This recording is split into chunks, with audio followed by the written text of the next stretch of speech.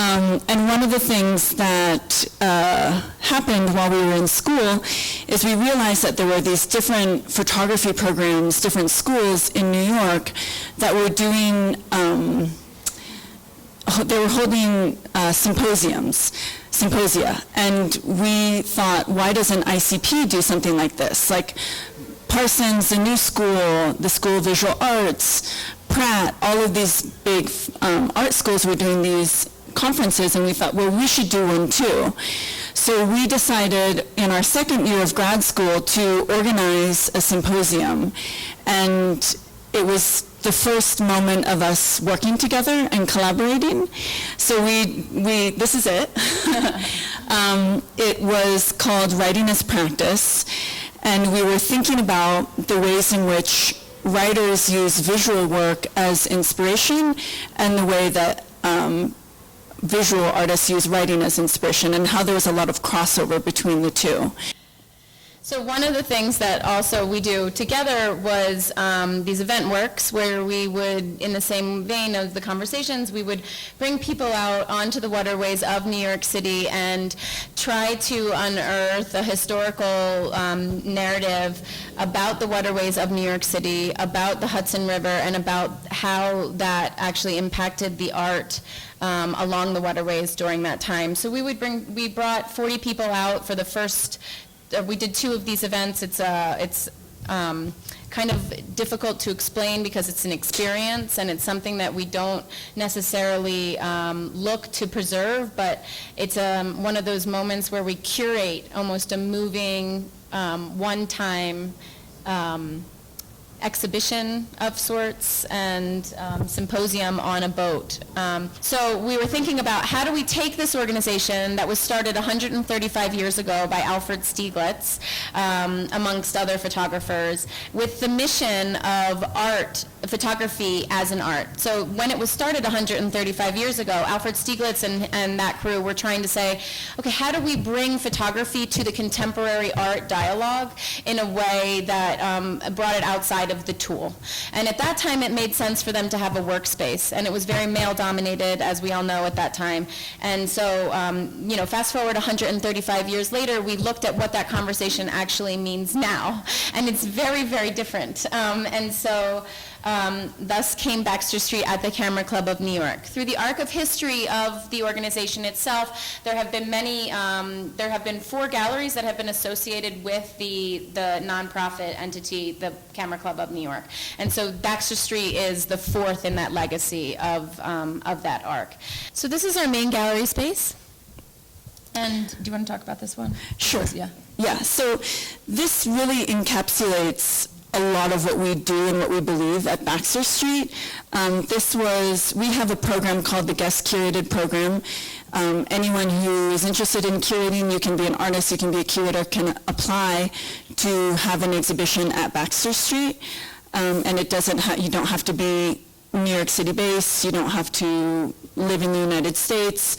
This is actually a show that was proposed by Sonel Breslov, and it's about this project called Dust, the Plates of the Present. And it was started in Paris in 2013 by 2 artists, Thomas Fougerolles and Joey Tang. So what they did is they had an extra, Thomas has a big studio, and he had some extra space. They put a darkroom enlarger in this extra space that they had, and they started inviting friends and artists to come and make some prints in the darkroom. And they asked each person who came, they would be doing a residency, and it could be a residency of 1 day, 2 days, 2 weeks, a month. But they asked each artist to make a series of 8 photograms. So a photogram is where you have a piece of paper and you put objects on the paper, you expose it to light, and it's like creating a silhouette on the paper. So each artist had to make a series of 8 photograms, and then it went into this ongoing archive, essentially, that they were creating. And it was such a beautiful project because you could really see the connections between the artists. So Michi might do it and then she would have a friend who was going to Paris. This all took place in Paris. And she'd say, oh, Thomas, you know, Libby's going, yeah, Libby's visiting, you know, she's interested in doing it. Is there time? Is there space? So it was really by word of mouth, things happening over a dinner, over a drink. And we just love that sort of beautiful network that happened. So this show was about 40 artists who had done the project so far. And then now, that's actually, Michi and I, sort of separately from Baxter Street, had published that book in relation to the project and to the show, and it was just acquired by the Pompidou in Paris, and it's going to be exhibited there in 2020. So it's a really, like, you know, one of the things, the mission of Baxter Street is to support emerging and underrepresented lens-based artists. And so we really think of our organization as like an incubator for artists to make work, to have their first solo show, and then to go on to bigger things. Nona Faustine, who you heard speaking in the Recurrent, was one of our recent residents that we thought was a great highlight. This is the series that she worked on during the time of the residency, and it's specifically, she makes these photographs. This is a self-portrait, and she makes them in historically areas of New York City or in the South where there's moments that need to be rediscovered about the American history of slavery. And so she'll make this image on, for example, an African burial ground. And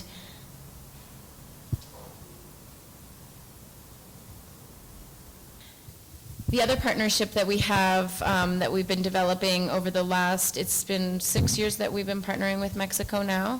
And we have, basically, we participate in the festival in New York City. And do you want to talk about the Tertulia? Yeah, sure.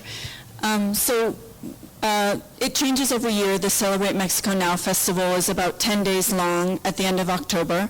And we often organize something and they bring a lot of new people to our space each year. So in 2017, we did a Mexican tertulia, and there were about, I wish I could see the names. We don't have our notes here, so, but like Livia Corona Benjamin and Cynthia Santos Briones, whose name is there, they all did a presentation of about 10 minutes each. So it was a great way because there aren't that many spaces showing Latin American artists in New York, or we don't think there's enough. And so it was a really great way to like get to. It was informal, but it was also like a nice presentation. So that was something that we did for the Celebrate Mexico Now Festival. And we also had, yeah. And then this was an exhibition that we had, I think, the year or 2 years before in 2015, and it was called Venegas and Venegas. And that was because it was it was a daughter and a father. So Yvonne Venegas showed her work, and then this was her father, Jose Luis Venegas, who was photographing weddings in Tijuana in the 1970s, 80s. I mean, he still photographs weddings.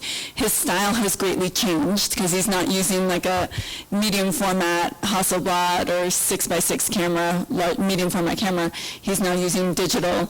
But it was a really beautiful, it was really nice having this conversation between the father's work and Yvonne's work.